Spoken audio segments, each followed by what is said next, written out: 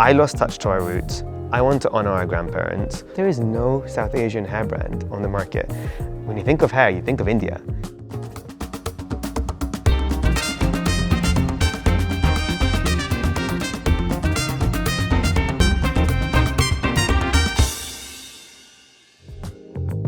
Our guest today is an entrepreneur, conservationist, and digital innovator shaping the future of beauty, fashion, and sustainability. Akash Mehta is the CEO and co-founder of Fable Mane, an Ayurvedic-inspired hair wellness brand at Sephora, and co-owner of Peto, a sustainable fashion house with LVMH. Beyond business, he's a dedicated wildlife conservationist. As founder of the Fable Fund and the Roots and Shoots ambassador for the Jane Goodall Institute, he works to protect endangered species and promote human-wildlife coexistence. He's also a sought-after speaker, taking the stage at the UN, Harvard Business School, and TEDx. Today, he joins us about building brands with purpose and making an impact beyond the bottom line. Akash, welcome to That Desi Spark. Thank you so much for joining us today. Thanks for having me. I'm so excited for today. Me too. I would love to start from the beginning. Okay. When you were young, what did you want to be when you grew up? I think this is quite a common young kid answer, but I love dinosaurs. So I think paleontology, archaeology was the thing I wanted. Then it quickly went to space and NASA. And then I had a gap of not knowing what I wanted to do. When I realized those two options were probably not the most likely to happen for me. So yeah, but that's the honest truth. Mm-hmm. And that's why today I'm still obsessed with dinosaurs and space. I just don't work in it, but yeah. I mean, I share that same obsession. Who doesn't? I actually have not many people know this, but I have a life-size, it's fake, but it's life-size baby T-Rex skeleton in my flat. It's 3 meters long. So that's my little ode to this is for you, little Akash, this one. And when you were younger, can you think about something your parents did or didn't do that you think helped shape who you are today? I think definitely I have to only think about what they did, because I feel like they play such a pivotal role in my existence today. I think I owe something to both of them. So my dad is an entrepreneur and grew up in that kind of, he grew up in a very business mindset, and I grew up now in that too. So with Dad, I had this entrepreneurial conversations. My mom comes from a very spiritual household, and so for example, I would go to school in the morning, and my dad would have business calls, but at the same time on the radio, it wasn't radio, it was Osho lectures, and all about meditation and chants. So I had this duality, kind of spiritual and business, mm-hmm. And I think that I bring that into my life today, where I sit on mindful business in a way. So I owe it to both of them for that. That's amazing. You have shared before how you used to sit in informally on your dad's business meetings. Yeah. What was that like, and what do you think you were soaking in those moments? So I come from an immense privilege to be brought up in a time when my dad had a thriving business.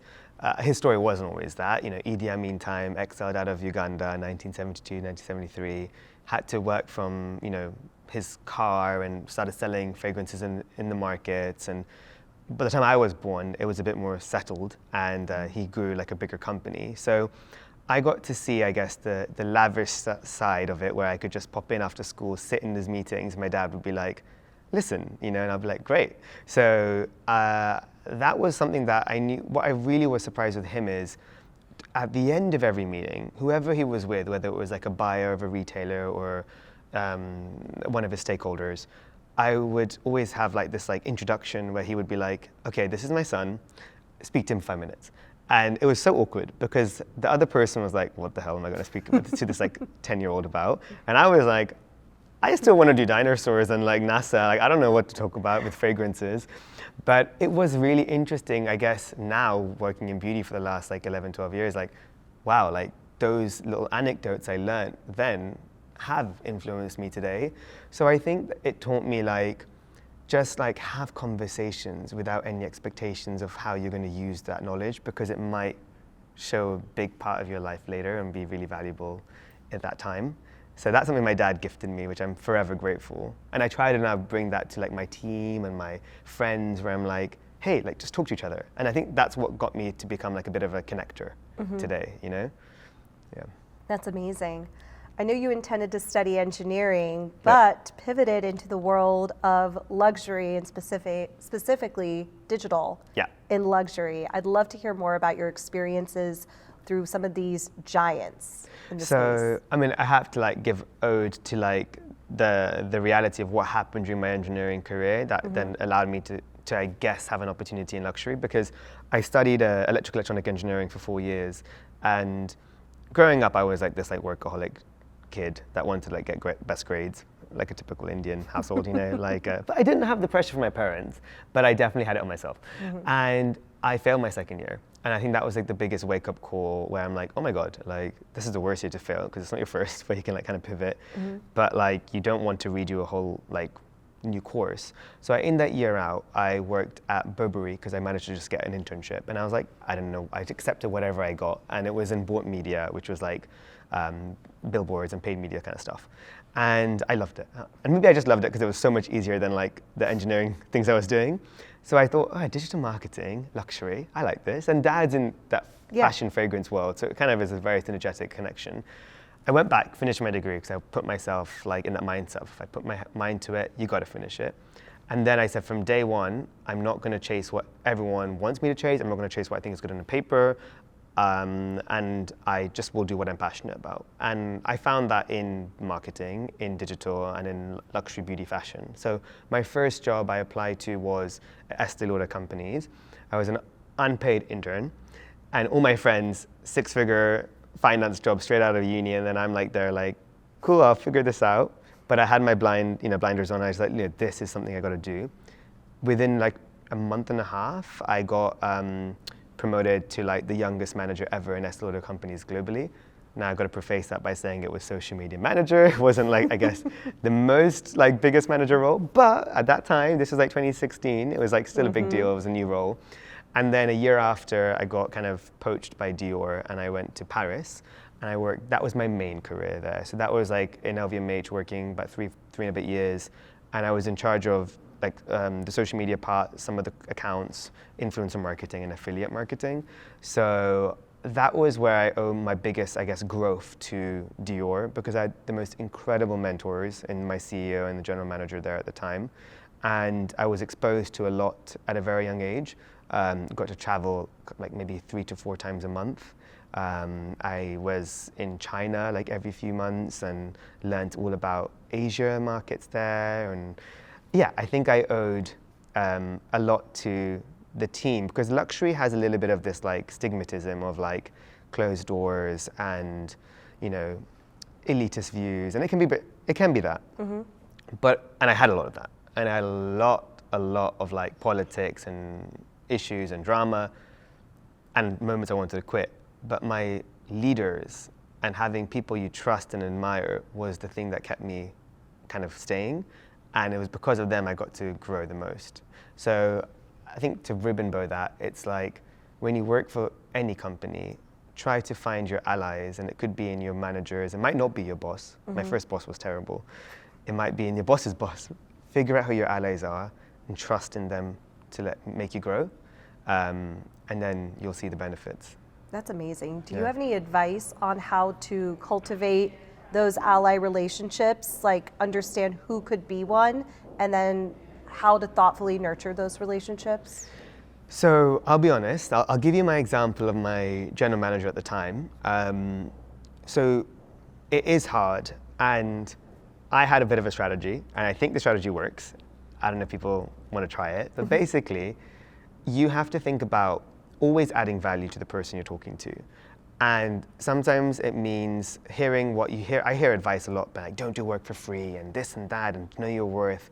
And I'm like, I appreciate that. But at the same time, sometimes you got to do stuff for free. You got to work hard. You got to do things out of office hours. And that's what I did. So I did my job, but I always wanted to learn and do more. But I didn't take that for granted and say, let me ask and get it. Let me show how I can do it and why I want to do it. So out of office hours, at home, I would think about what else could we do better. Now, some things were in my jurisdiction, so I could easily try to propose it as a plan. Some things weren't. And that I didn't want to have politics. I didn't want to go to someone senior and say, we should be doing emails better because we're spending $10,000 on an email, but there's new softwares we can use. I was like, let me first go to these people who manage that. Let me present them my work and say, you present it. So you have to take ego out and be like, I don't need credibility. So I don't need credit, not credibility. I don't need credit for this. I just want the work done for the company's good. So I did a lot of that. And over time, I tried to keep on asking my GM for a meeting. And I was like, can I have a weekly meeting where I present you what I'm working on, what I want to do, and always at the end of the meeting, I would have a 1 page, which was something new. And eventually, I managed to get maybe 1 meeting a month. Then she liked it. It became once a week. And she managed to come before her like office hours, and I was at 7 a.m. every Thursday. So I would wake up at 6, she would wake up at 6, and she came, because that's the only time she could give me, she had slot for. And it was complicated because my boss didn't even have a weekly meeting with her, and she was like much more senior, but she saw the value in what I was doing. And I had probably like every time I would come, like every time there would be like a, nope, we're not doing that, nope, we're not doing that. So like loads of my ideas were rejected, but 1 was taken or 2 was taken. And those did help Dior a lot. And I think that's what then got me more recognized and more opportunities and more scope of work. Because when I started Dior, I was only in charge of micro-influencers. When I left Dior, I was in charge of the largest digital budget and a lot more scope. And that was all because I found ways to make this weekly meeting and pitch ideas, but I was never paid more, and I wasn't recognized necessarily for it, but I learned the most, and that was valuable. That's incredible. Yeah. I want to go to Fable Mane now, which that journey began while you were still at Dior. Yeah. Talk to us about how you started it, and really it was born from within the family. So Fable Mane started initially, subconsciously it happened because of what happened during my time at Dior. So in 2018, 19, both my grandmas passed away. So during that time, I think I was busy traveling a lot with Dior, and I was on this kind of like journey of my career, but I forgot like the most important people are at home, and I felt really sad I didn't get much time with them. And I thought about those memories growing up of my grandma and my nanny, specifically my mum's side, where because she lived in India, my dad's side was from Uganda, so lived in London. And she used to come every summer for a couple of months and bring Ayurvedic oils and all these like just amazing ingredients, and always like, sometimes a couple times a week, sometimes always on a Sunday, like she used to do like this chumpy hair oil head massage.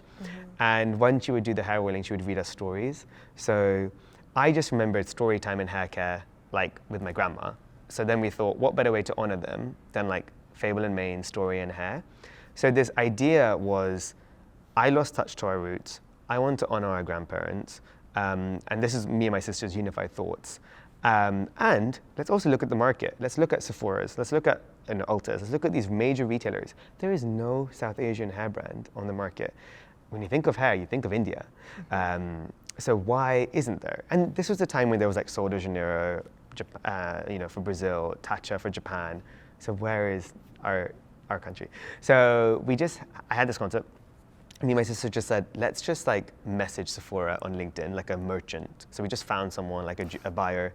Then we just sent them like 6-page document, no sample, nothing was ready. It was just like the concept and the name with 1 oil. And they replied. They said, wait, we love this, we love the name, we love the branding, we love the idea. When can you come to San Francisco? So initially, I think I took some like sick days, or maybe some days off, let's say for HR purposes. And then I just wanted to say, like, is this legit? Like, is this actually like gonna happen? And then we had a couple of meetings, and then I think at one point I said to Sephora, like, so do you think we can launch? And they're like, well, what do you think we're doing? Of course we're launching. And I was like, wait, what? Is it this easy? And we had already a year in advance a commitment to launch in the stores and online day 1 with Sephora.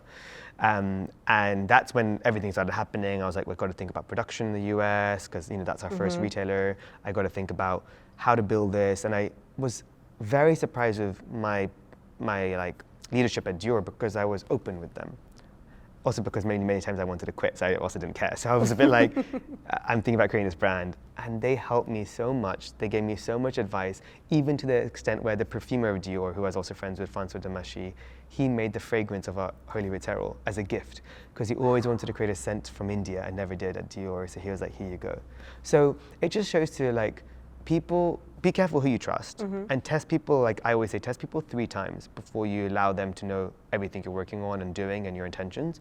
But when you feel you can trust them after the 3rd time, don't know why it's 3, but just do 3 times, then let them in, and you'll see how much it's so much more beautiful, but also like just reassuring when you have people around you that believe in you and also want to help you. So I don't think without them I would have had the trust and the confidence to do it in myself. And then I did eventually decide to quit at the same time my CEO was leaving, so we had like the same exit. And then I had about 3-4 months before launch to get all the things I realized I needed to do, like the website and everything. And then we launched April 2020, which then was lockdown, which is another story, but yeah. Let's talk about launching in a global pandemic where people are actually at home more and willing to invest differently in their beauty regimen because you're not going to the salon or going to get your nails done or facials. How did you seize that opportunity? So firstly, we had no option but to seize it because I had no choice. And it wasn't like fully ideal, right? Because while the brand is premised in like at-home rituals and salons are closed, so you would think ideally that's like the best time to launch a hair oil and an Ayurvedic hair oil.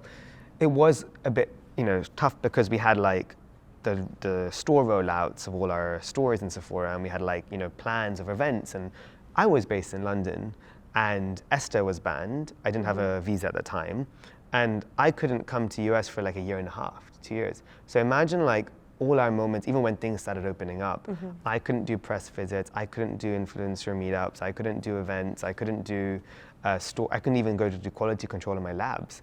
So that initially caused a bit of like internal, like, let's like figure this out. But we started day one with that, where some brands had to pivot, which didn't, that was harder to like unravel that. So I think we were a bit more agile in that sense, which allowed us to go a bit quicker and say, look, this is our situations. We don't know what the future is. Let's double down on this at-home rituals. So then we went and put all our eggs into like influencer marketing and storytelling with content and media. So anytime anyone wanted to do a podcast online or a live stream, or I think Clubhouse was happening at that time, or whatever it is, I just said, yes, anything to get me out of bed and do something. So we did all of that. And I think it was an amalgamation of all of that that ended up making Fable Mane grow really quickly. And it was a couple of viral videos 3 months in that we sold out at Sephora, we sold out, and then, in a lot of different, like on our website, and Sephora was like, wait, you're the number 2 or number 3 hair oil, this is unheard of. We're like, you see, pre-wash hair oils can work. People are looking for this. And I think that helped us kind of get more of a priority by Sephora's lens. And then, once you get that, everything's a bit more easier than just launching and seeing how it performs, because that can be the issue. So I think I owe a lot of the pandemic to our success in a way, but I owe more of our mindset to pivot to an unknown that I think was the secret part of it. So I think that's the part that everyone can eventually take as a takeaway, like, change is scary and it can be very, very, very daunting, but if you have 2 options, one is to be scared by it and fall, or embrace it and succeed, just embrace it and succeed, and then figure it out from there. That's amazing. Yeah. As impactful as the story and the intention behind Fable and Mane is, so is the impact of the Fable Fund and your conservation efforts. I want to learn more about your story in giving back, because it certainly predates the brand, but now is a core part of the brand. Well, thanks for talking about it, because for me it's my most important part. So I'll be honest, like, I'm not one of those that it's like, hair oil, buy my product, which is probably a bad CEO. But in a way, I think it's a great CEO, because I personally am here on this planet not to sell shampoos and conditioners, but to leave this planet more beautiful than it was before. Let's not lie, like, I can do whatever I say with Fable Mane, like this 1% and sustainable and this, but it's just waste. It's just product, it's consumerism, it's not needed. Now, there's a beautiful side of brands and connections and products and storytelling and culture, which I don't want to negate. But I think for me, what gets me out of bed is knowing that there is a bigger piece to the story of Fable Mane. And for me, it's whenever we exit the brand and sell, I want majority of the sale to go to the fund. So I'm gearing up, the fund is my legacy, not the brands I build. I'm just trying to connect entrepreneurship and business with real impact, because growing up, that's what I've always wanted to dedicate my life to. And that comes from an immense place of privilege when you're like, I have a comfy life, I just want to be happier, and I also want to make the world happier, let me focus on the planet. Now, what I saw was, and I said, let's do some like slow and steady, I worked from a very young age volunteering. Then I did like different ambassador roles with PETA and like UNICEF Global Guardian and Dogs Trust, like a lot of different things. And I kept on seeing this problem when it comes to conservation initiatives and funds and charities, was fundraising. I was like, they spend half the time on administration costs and fundraising, and I, as a person, felt like a checkbook. I didn't feel valued, you know? And I said, when I create my own NGO, my own fund, I don't want to worry about fundraising and making people feel that they need to donate. All I want to do is make people just learn and see and hopefully help protect what we do. Let me do the work of the money part. But I need to make businesses for that, right? But I always saw this like disparity where you make these billion-dollar entities, and especially in beauty, like all people want to have these huge $100 million exits. I'm like, for what? To buy like 10 cars and to like, you don't need that much money in life. Like, you're going to be so much happier when you find some purpose that you can put it towards. So I do think I want to encourage the younger generation who are thinking about creating businesses or, you know, their own startups. Like, what is your impact startup that you connect to? Like, why don't you build an NGO alongside a brand or find the right ones to partner with? So that's something with Fable Fund. I took my time. I wanted to set it up properly. I did the registration in India. And now it's our 5th year, and I'm finally talking about it. And how it's set up today, it's a global wildlife coalition. I champion and support other wildlife initiatives. So this year, I'm going to be working with Jane Goodall Institute, like Elephant Family, Arignac, Wildlife Conservation Trust, different amazing organizations, and deploy the money to them. And you know, every year I'll add more and maybe remove some. But I will be like the syndicate, like the LVMH of wildlife. And my goal one day, and I put my goal by 2040, but let's maybe aim for 2050 to be safe, is to be $1 billion wildlife fund. And if I can also be the face of conservation in that, it's also about time we have like a brown conservationist that's globally well known. Absolutely. Because a lot of conservationists are, you know, are not like us. And I don't know why, because we spend our time in Africa and India, but we don't end up seeing many people like us there too. So I think that's something I want to also change. So. What is it about big cats that is central to the Fable Fund? So big cats is the central part because for me, it's something that, again, roots back to my grandma. So the story that really connected me the most to my childhood, and her specifically, was she used to tell the story, and she used to make it up like half the time, but it was like the tiger in the forest, and the forest can't live without the tiger, and the tiger can't live without the forest. I think that was when I realized the importance of human-wildlife coexistence, because the missing part of that was that is a protected entity where the wildlife connects each other. But now, why is it still under threat? Is because of the humans, right? Not because of the tigers in the trees, because the tigers in the trees are fine. Why are they under threat? Us. So there was a missing part of my grandma's story that was never told. And I thought to myself, the best, you know, species I can connect to is like the tiger. It's the symbol of my grandma, the symbol of India. And it's the story that I need to continue telling of my grandma's story, but with the new modern age reality of our kind of conflict that exists today. So I think this is where big cats is like my first priority. And also, you can't do every species. But I'm also getting really excited and like already like working with Jane Goodall, with chimpanzees, and elephant family with elephants. I'm like, oh, I love elephants. Okay, let's help elephants. Okay, I love rhinos. Let's help rhinos. So I'm a little bit doing a bit of like slapping on my wrist. And I've said to myself, Akash, 5 species this year. And then next year we'll focus on some more. So over time, it'll be more than big cats. But today it's mainly that. So tigers, leopards, and cheetahs. But also, it is quite complicated because when you do one initiative, sometimes it helps 100 species. You know, if I build a human wildlife corridor, like an elephant corridor, it's helping elephants primarily, but there's other species that are going to benefit too.